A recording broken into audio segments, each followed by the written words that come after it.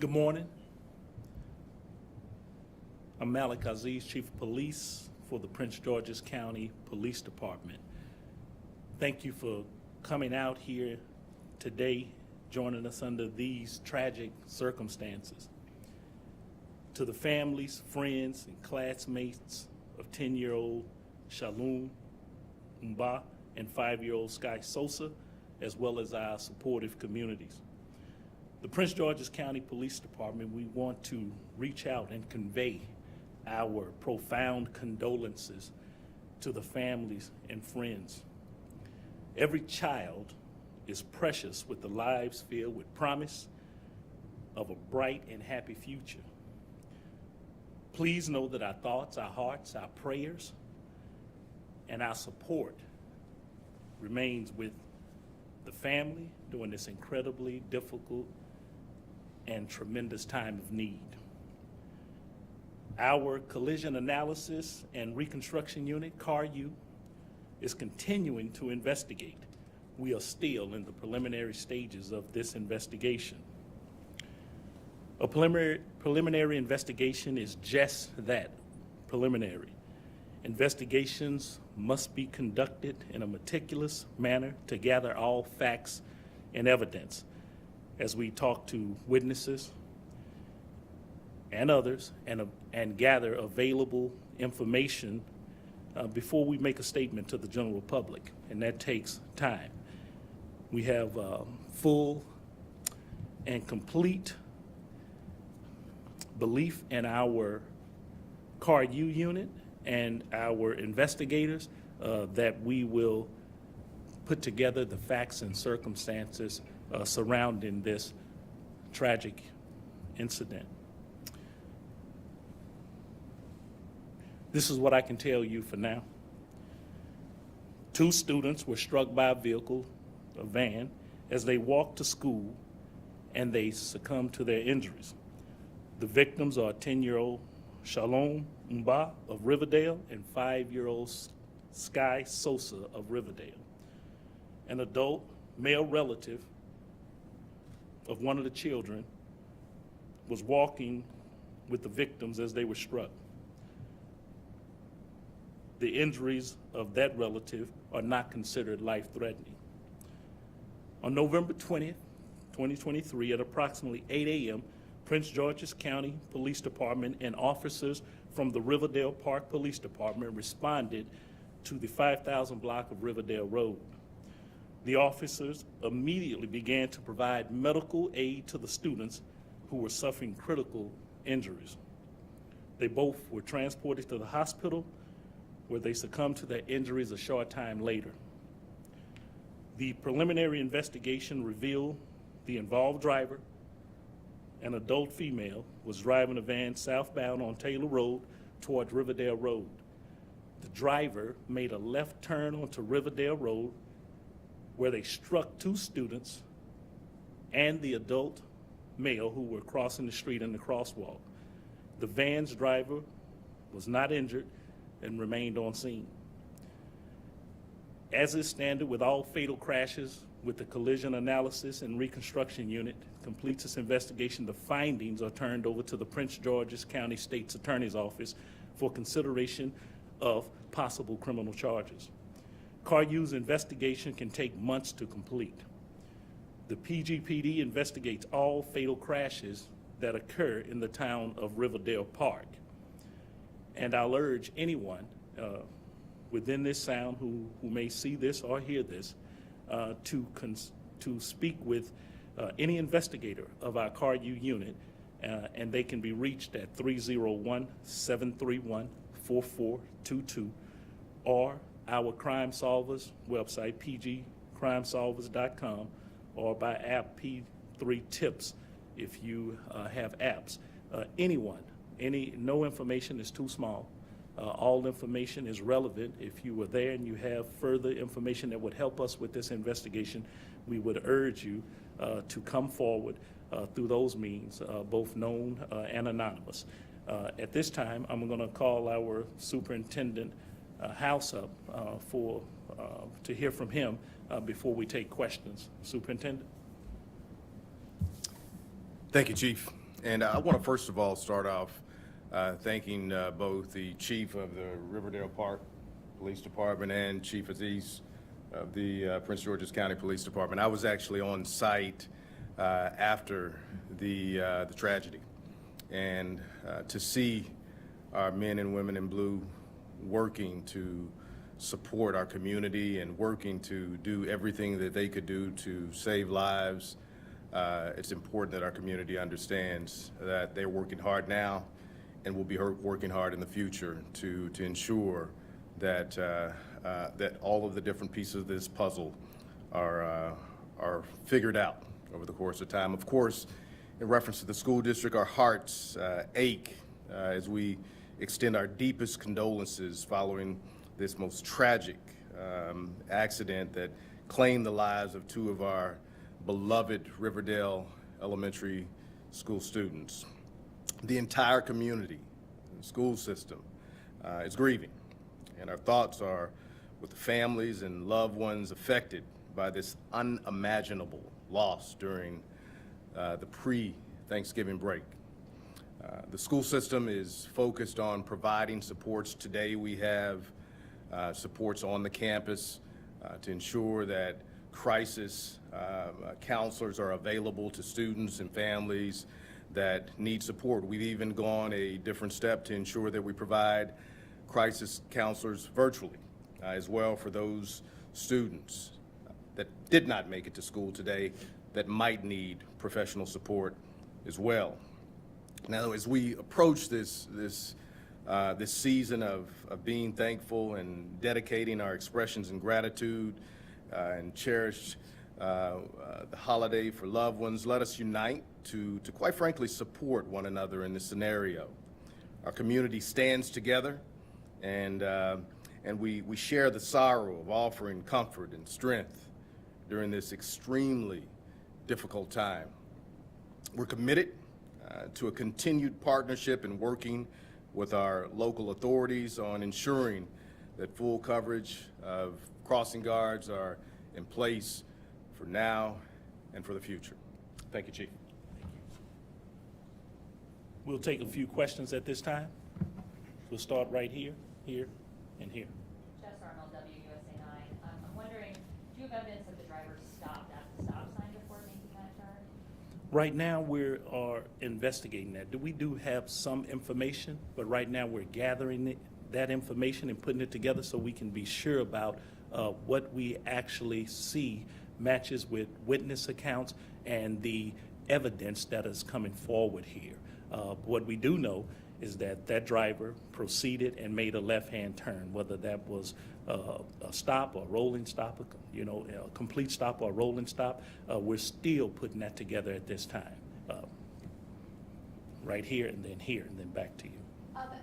Did the driver happen to pass any other vehicles at that intersection? And we were also getting reports of the driver mentioning, she meant to hit the brakes but ended up hitting the gas instead. Yeah, I wouldn't doubt that, if those people are telling you or you're hearing it, they need to tell us, call us, and through Crime Solvers or our TIPS app or the number that I gave out. If that is information right now, that is not information that would be known to us at this particular time. But the driver, if that is true, the driver will have every opportunity to bring that information forward to us, what they're telling everyone else. The first part of the question was whether or not the driver went by any vehicles at No, that intersection? no, not that we know of at this time. Chief Malcolm, we're hearing from parents that she ran a school transport business. Are you able to confirm that? And if so, do you know if she had the necessary permits to run a legitimate business? Well, that is for the investigation to bring the facts of that. I can tell you right now, even from my perspective on where I sit, then we've heard multiple things at this time. That's why we won't give out any information. This information from yesterday and just over 24 hours has changed at least 3 times with me. So that is not going to be something I'm going to confirm because we simply do not have all the facts in that at this particular time. Some of those may be rumors and innuendo, and we deal with facts, not speech or conjecture. And Chief, was the driver under any medication Not that we know of at this particular time. Not at this particular time. And then a follow-up question, is the driver connected in some way to the school, a parent of a student at the school, or anything like that? That information has not come to the police department at this particular time, but again, we're still in the preliminary stages of this investigation. I think as the facts come, as you heard the superintendent, and in his words, we work in a close, connected partnership with Prince George's County Public Schools. We work in a very robust, vibrant relationship with Riverdale Park, with all of our municipal chiefs. And we'll get to those facts with the school if they are indeed true. If the superintendent has different facts, then I'm sure he would come to the lectern here. If you have any different facts, Super? Okay, all right. Well, we was back on this side, and then we'll come back. Melanie Ullman from Fox 5. We were hearing from people in the neighborhood that there was no crossing guard in the morning. They did see the crossing guard in the afternoon, and other parents that said to us that they did not see crossing guards in the morning for this school year. So could you or the superintendent clarify what was supposed to be there, if anything? Yes, let me start out by saying this. We lost two of our youngest people yesterday. Families are grieving today. Two families, friends, are without their children today, this morning, in a time where we are gearing up to give thanks for all the blessings that have been bestowed on us for a year. That's what we're getting ready to do. So I don't want to take away this from the family that I opened when I said they're in our thoughts and our prayers, they're in our hearts, that we have every intention of honoring the families. So with that said, the school crossing guards, everyone has a role to play in the safety of our children. So I don't want to move away that a driver of a van appeared to make a left-hand turn, and whether they completely stopped or continued to roll, struck 3 people and killed 2 children. That is the truth. So an adult male, many adults around, adult male walking his relative across the street, if that was a school crossing guard at the location, the work that they do every day, a fine job for my school crossing guards, then in all likelihood, adults, school crossing guard or not, would have most likely and a high probability of being struck too. In this particular case, the school crossing guard, it wouldn't appear that would have made a great difference into the facts that are surrounding, or facts as we know them now, surrounding the loss of 2 of our youngest children. It has been a challenge for Prince George's County Police Department to hire school crossing guards. It's been a challenge to bring people on board in this age, in the post-pandemic society that we're living in, and we have had many applications filled. We have interviews scheduled in the coming weeks to hire, at least 22 interviews are scheduled to hire school crossing guards. We are not where we need to be in meeting the challenge. I urge anyone who cares about the safety of our children, if you have children or you care about our young people, to take an active part from the community to the government, to anyone who wants to make sure our children are crossing the streets safely.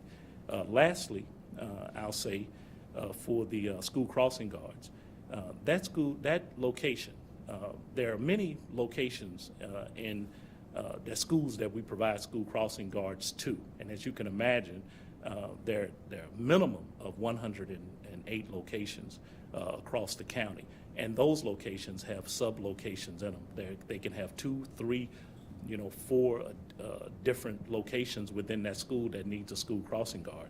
In that particular location, one of our best long-time school crossing guards retired this summer after giving us years of service at that location.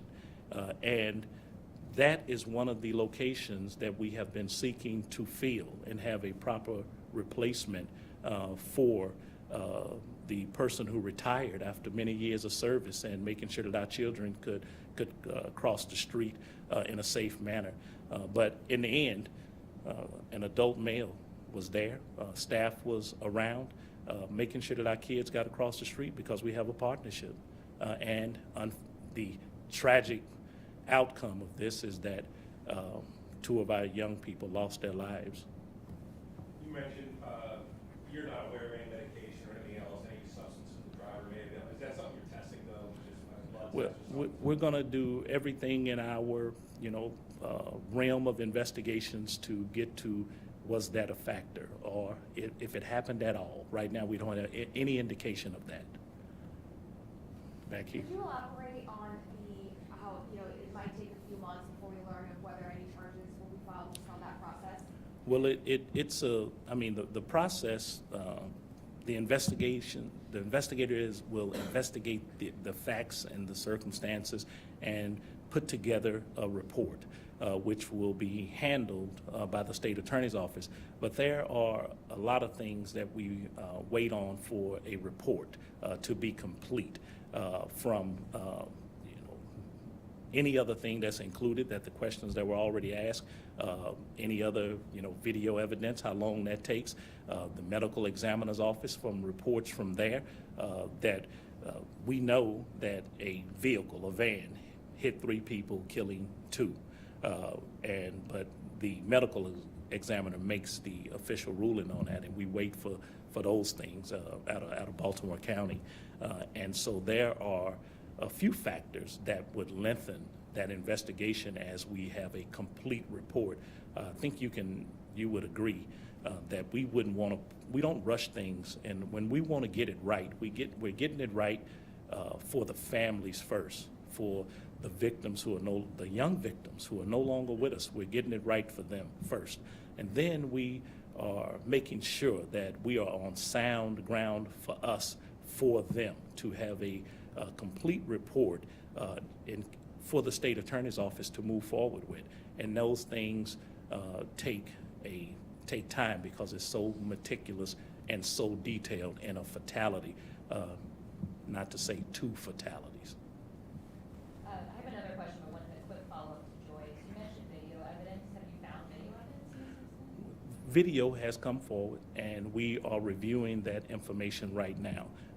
Whether the details, there are witnesses who are there on scene, and there are things that we will put together to make sure that is actually the facts of what happened. And so this is early, because we have obtained that just now. So, and we are reviewing it now. We want to I mentioned we have some of the best, investigators in the policing profession, and they are going to have to go through that video and make sure things are right, and that there are many nuances that go into video. Some people have great video, some people don't.